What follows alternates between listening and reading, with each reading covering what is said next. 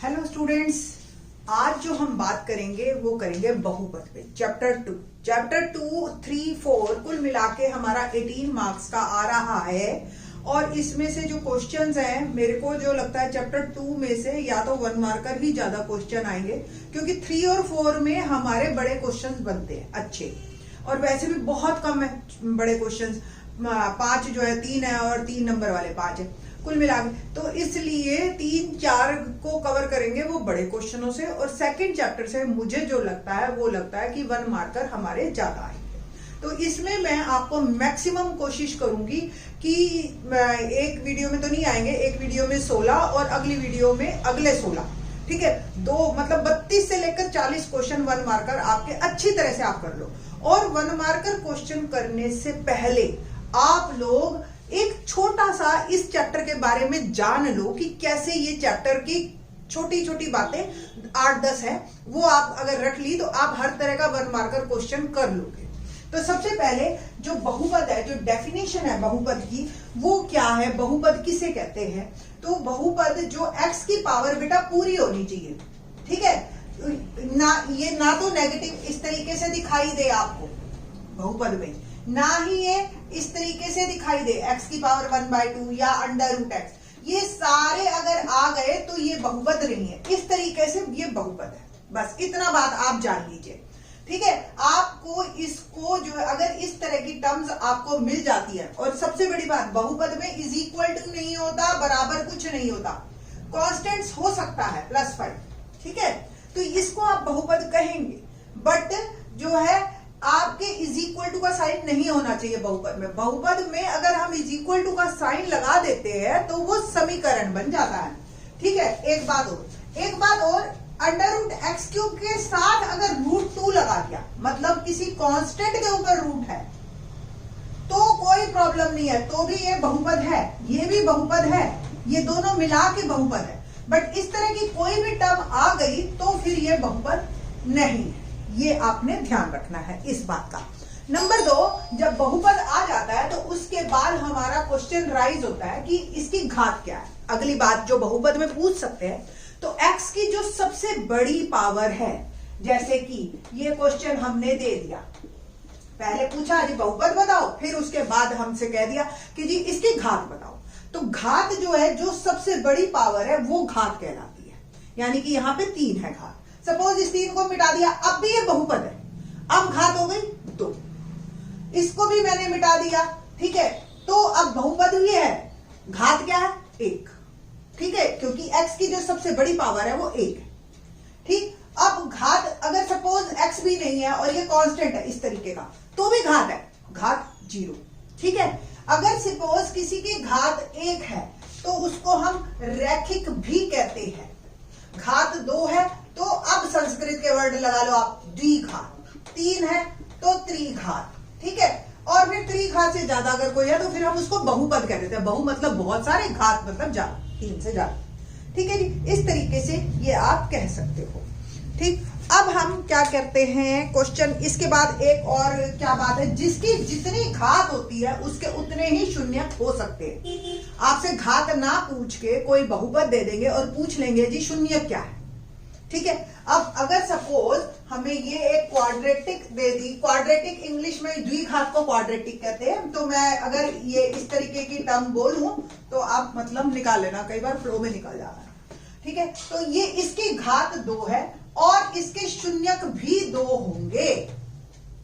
अब कोई भी जनरल अगर आप लगाते हो द्विघात बहुपद ax² + bx + c, तो इसके शून्यक आपको कई तरीके से निकालने आते हैं। अब तो चौथा चैप्टर भी आपने कर रखा है द्विघात समीकरण का, आप डिस्क्रिमिनेंट मेथड यानी कि विविक्तिकर मेथड से भी निकाल सकते हो, कई मेथड दे रखे हैं, ठीक है। तो अब शून्यक तो निकालना एक अलग बात है, पर बिना शून्यक निकाले शून्यकों का योग आप कैसे करोगे, ठीक है। शून्यकों का योग का सूत्र क्या है आपको याद होगा, -b/a। गुणनफल क्या है, शून्यकों का गुणनफल क्या होता है, c/a।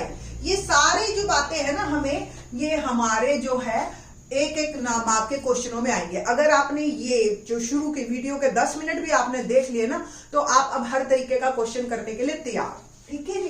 तो ये चीजें जरूर देखो आप, और इसको एक बार 2 बार वीडियो को देखो, अच्छी तरह से अपनी नोटबुक में लिख लिख के याद कर लो। आपको आगे कुछ भी करने की जरूरत नहीं है।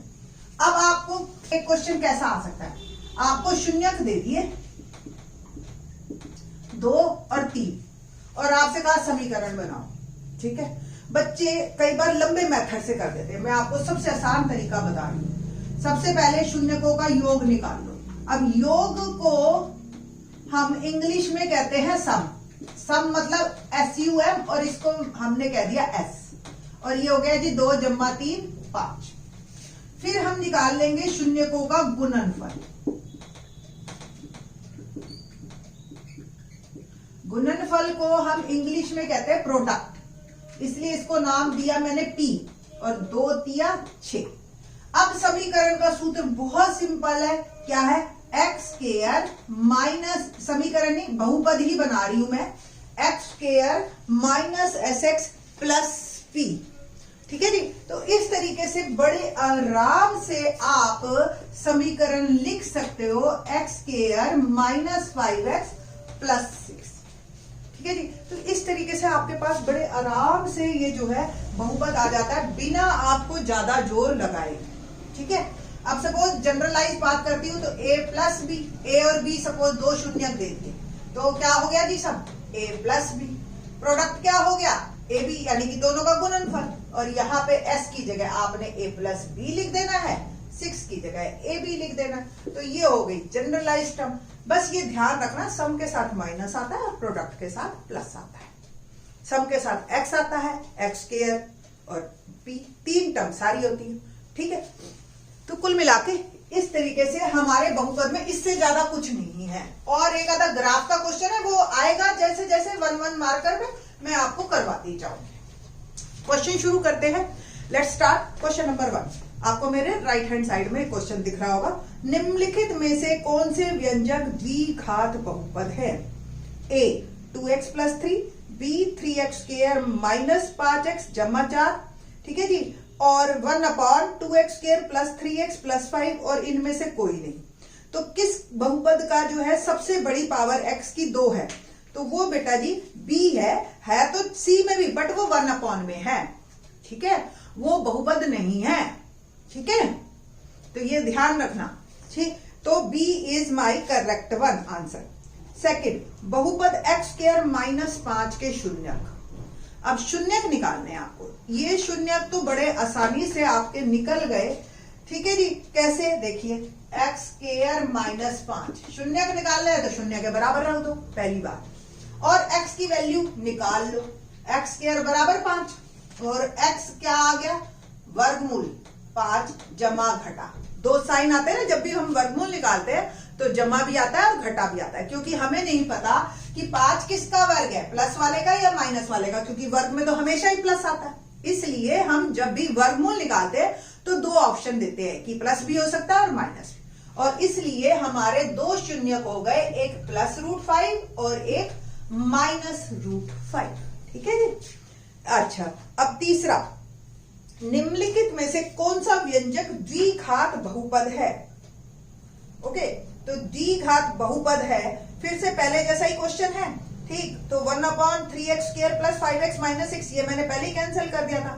B 3x + 5 है, x की सबसे बड़ी पावर 1 है, ये भी नहीं है। C 2x² + 5x + 4, तो C मेरा करेक्ट है। D इनमें से कोई नहीं, खत्म। ये 2014 में हमारे क्वेश्चंस आए हुए हैं इस टाइप के। ठीक है, तो यही लिए हैं सबसे पहले मैंने। चौथा भी सेम इसी तरह से है, तो आपने, अब आपको अच्छी प्रैक्टिस हो जाएगी। तो इसमें चौथे में A 5x² - 7x - 6, तो A ही मुझे दिखाई दे रहा है, तो A correct. B C D check कर लीजिए आप कि B C D भी तो नहीं है। ठीक है, चेक जरूर करना, ये नहीं कि मिलते ही बस टिक मार्क कर दिया, ध्यान से टिक मार्क करना, कोई जल्दी नहीं है। पांचवा, x² बहुपद x² - 11। अब यही सेम क्वेश्चन है, 5 सेकंड की जगह 5 की जगह 11 कर दो। अब आप खुद निकालो इसको वीडियो पॉज करके, और 11 का क्या बन जाएगा, वर्गमूल, वर्गमूल 11 और घटा में वर्गमूल 11, तो बी मेरा उत्तर सही है। ठीक है जी। छठा क्वेश्चन, बहुपद px = ax² + bx + c के अधिकतम शून्यक होंगे जहां a नॉट इक्वल टू 0। देखो a नॉट इक्वल टू 0 होना बहुत जरूरी है। अगर a 0 हो गया तो x स्क्वायर वाली टर्म पूरी खत्म हो जाएगी। तो ध्यान रखना है इस बात का। हमने अब इसकी घात बताओ। सबसे पहले घात क्या है, मैंने आपको बताया था जितनी घात होगी उतने ही शून्य होंगे। तो घात इसकी यानी कि x की सबसे बड़ी पावर कौन सी है, 2 है। तो घात 2, शून्यक भी 2, ज्यादा से ज्यादा शून्यक 2 हो सकते हैं। तो B मेरा उत्तर सही है। डी घात बहुपद 2x square minus 8x plus 6 के शून्यकों का योगफल होगा। अब जब शून्यकों के बारे में बात हो तो सबसे पहले आपने a, b और c निकाल लेने हैं। a, b, c कैसे निकालेंगे देखिए। हमारा बहुपद है 2x square minus 8x plus 6 और जो जनरल टर्म होती है वो ये होती है जनरल पॉलिनोमियल नॉर्मल बहुपद। ठीक है, तो x स्क्वायर वाला हमेशा a होता है, x वाला जो होता है प्लस माइनस साइन के साथ b होता है और जो कांस्टेंट होता है वो c होता है। ठीक है, अब आपको शून्यकों का योगफल निकालना है। तो शून्यकों का योगफल क्या हुआ, फार्मूला बोलो अपने मुंह से है हमारे पास माइनस b बाय a और b क्या है माइनस a, a क्या है 2। तो ये हो गया प्लस माइनस माइनस प्लस 8/2 बन गया मेरा 4। तो शून्यकों का योगफल क्या आ गया 4। ऐसे ही शून्यकों का गुणनफल भी आप निकाल सकते हो, मैं इसी में करवा रही हूं, ये एक्स्ट्रा ही है, आप ध्यान से देख लेना। ठीक है, वैसे ये एक्स्ट्रा है। तो गुणनफल का सूत्र क्या होता है c बाय a, c 6 है, a 2 है, गुणनफल 3। ठीक है, तो इस तरीके से आप क्वेश्चन कर सकते हो। 7वें क्वेश्चन का उत्तर है हमारा C 4। निम्नलिखित में से किस डी घात बहुपद के शून्यकों का योग तथा गुणनफल क्रमशः 7 व -5 होगा। तो ये आपकी 2.2 का क्वेश्चन नंबर 2 है, याद है। योग भी दे रखा है आपको 7 और गुणनफल भी दे रखा है आपको -5। तो सूत्र हो गया आपका x square minus sx plus p। तो x स्क्वायर माइनस 7x -5, दोनों माइनस के होने चाहिए। यहाँ पे जो 4 ऑप्शन होती है ना, बल्कि वो और कंफ्यूजिंग हो जाती है, वो हल्का सा प्लस माइनस का डिफरेंस करते हैं और आपको प्रॉब्लम क्रिएट कर देते हैं। तो ध्यान रखना, एक माइनस हमें योग के साथ देना है, p के साथ नहीं देना है। तो अगर उसमें ऑलरेडी माइनस है तो आपका सूत्र बन गया जो बहुपद बना x square minus 7x minus 5। तो a इज करेक्ट वन। यहां पे आपको ध्यान रखना है थोड़ा सा। ठीक है, नौवा बिल्कुल दूसरे और 5वें की तरह है, x स्क्वायर माइनस 7 के शून्यक है। तो बराबर 0 के रखो पहले की तरह ही, जैसे आपने दूसरा और किया था। ठीक है, और हमारे पास x स्क्वायर बराबर 7 आ जाएगा और 7 आके वर्गमूल 7 जमा का और घटा का वर्गमूल 7। 10वां 6x square minus 7x minus 3 बहुपद के शून्यकों का योगफल। अब फिर से ABC निकालिए और आप कर सकते हैं क्वेश्चन। अब तो आपको मैंने सेम 8वां क्वेश्चन करवाया था ना, सेम 10वां है, बस ABC आपको सबसे पहले ढूंढने हैं। तो मैंने पहले भी क्वेश्चन में बताया था कि A क्या है x स्क्वायर के साथ वाला 6, B क्या है x के साथ वाला -7, C क्या है कांस्टेंट -3। अब योग का सूत्र क्या है, formula minus b by a, b है -7 और a है 6। तो हमारा उत्तर हो गया 7/6। तो a इज करेक्ट वन। ठीक है जी, ऐसे ही 11वां है। अब बस ABC आपके चेंज होते जाएंगे, आपका क्वेश्चन बदलता जाएगा। ठीक है जी, देखते हैं 11वां क्वेश्चन। 11वें में हमारा बहुपद दे रखा है 4x square minus 4x plus 1।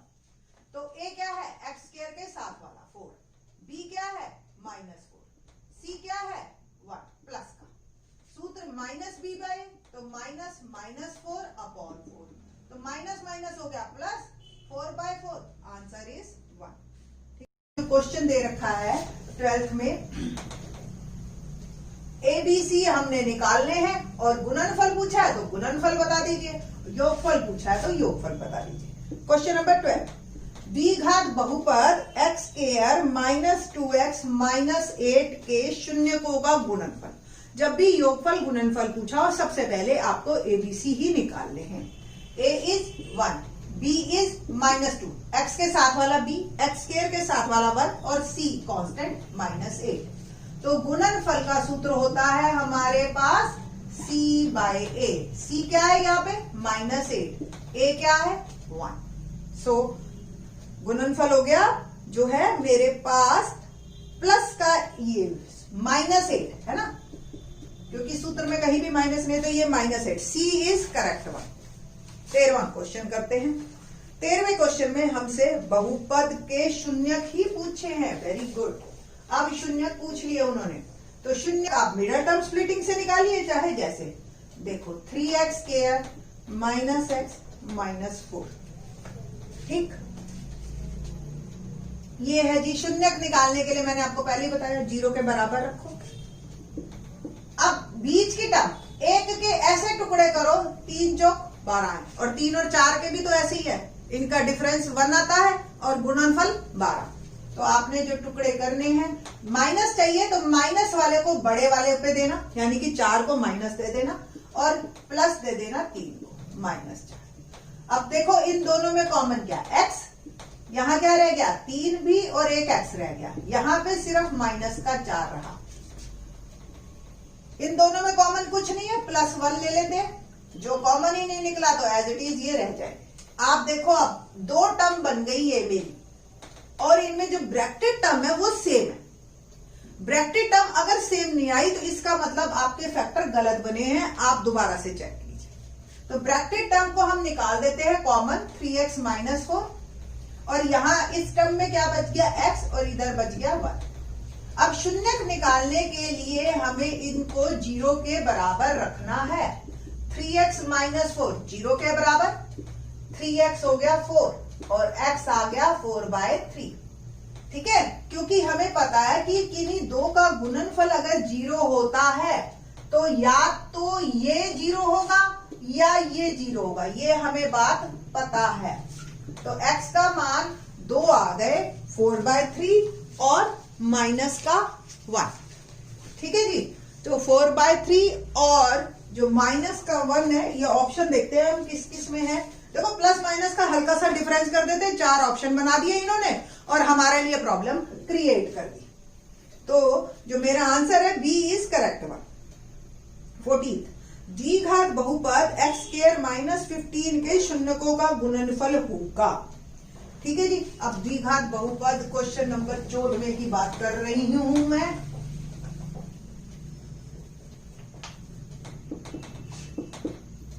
x square minus 15।